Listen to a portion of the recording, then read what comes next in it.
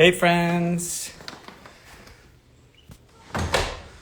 let's see, I'm working on standing in for Jasmine here, working on my skills, my digital skills, there we go. Come on.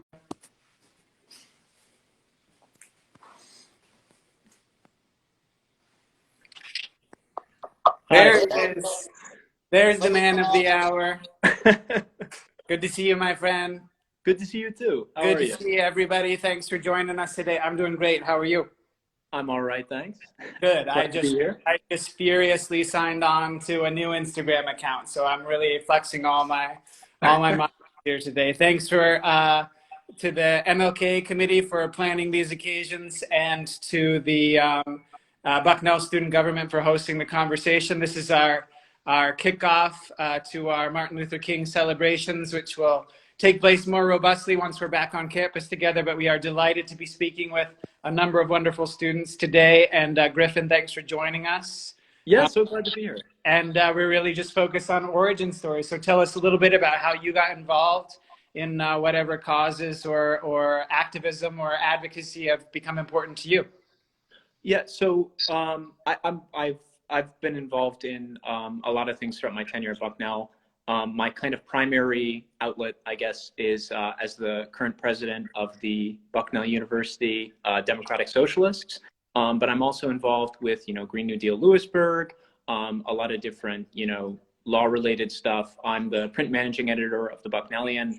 And really, I guess my big kind of moment in terms of like when I got involved with this kind of stuff is a little different than a lot of people.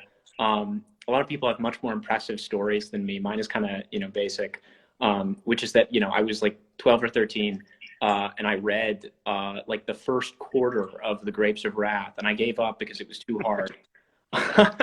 But, I got the gist, which was, that like there are these kind of currents running through our society of like horrific, just unimaginable inequality. And at moments of crisis, particularly moments like what our society is going through right now, those undercurrents really present themselves in stark relief, but they're never really gone. And so with that kind of revelatory thing, like a 12-year-old didn't really have like, it took me a while to reach that kind of conclusion, but the seed was planted. And so I got increasingly, wise, I guess, about these kinds of, issues in our society. And I paid very strong attention to the 2016 and 2020 elections, which was kind of like almost simultaneous with my evolution as an individual. But it wasn't really until college, I think, that I really started, wading into these waters with like, a firm hand, because I was really kind of uncertain. And so I started the Bucknell University Democratic Socialists in like October of 2019. And we've been doing a lot of initiatives on campus. We've been doing, protests. We did a fundraiser last summer regarding the kind of SEVP and like ICE policies with regards to like, students who are in, they can't take like a fully online course load and remain in the US. We had like a fundraiser going on when that happened. We had a bunch of events relating to food insecurity. We wrote like a memo to the Food Nutrition Task Force, just a ton of stuff. And I think that's kind of really been my first real foray in like leadership of these kinds of things. But, that's my kind of very rambling answer to that question. I appreciate it. I love that it was 1/3 of The Grapes of Wrath that got you there on your journey. I think that's right. I mean, I think there's all sorts of things. So as you think about sort of as you began to weigh in, not just intellectually, but in terms of sort of bodies and votes and organizing, what was there a particular moment that sparked you? I think so.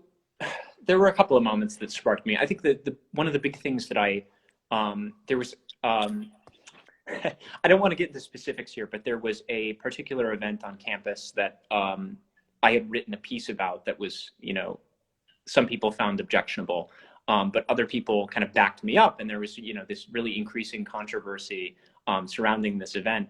And I think just like the coalescing of like people's beliefs and people's like willingness to back these things, that was kind of the moment where I thought like this is doable. In terms of like movement building, like obviously takes a lot of work, but it can also be very much catalyzed by like individual events, and small, gestures can really have reverberations. But just like, you look back at like, you look at kind of the general trends of society, and at some point or another, I feel like any kind of politically conscious person, I think, has to kind of look at what we're seeing with our own two eyes, and what most, like, I think anybody who kind of looks out their window can see that, things aren't getting better in many quarters of our society. And I think, that has been not really a general, like a single moment, but I think it's been kind of a long process. But I would definitely cite that as like, if I could cite, a moment in time, I think that would be kind of my, yeah. Yeah, I think that's right. I think though it's also easy to look out and be like, the world is terrible, like I'm small, what are we going to do about it, right? So I think those moments where you realize that one thing can spark somebody, or one op-ed or whatever it is, one moment on a campus can sort of lead to something else. I think those are big moments. I appreciate your sharing that with you. What's sustaining you in the work right now?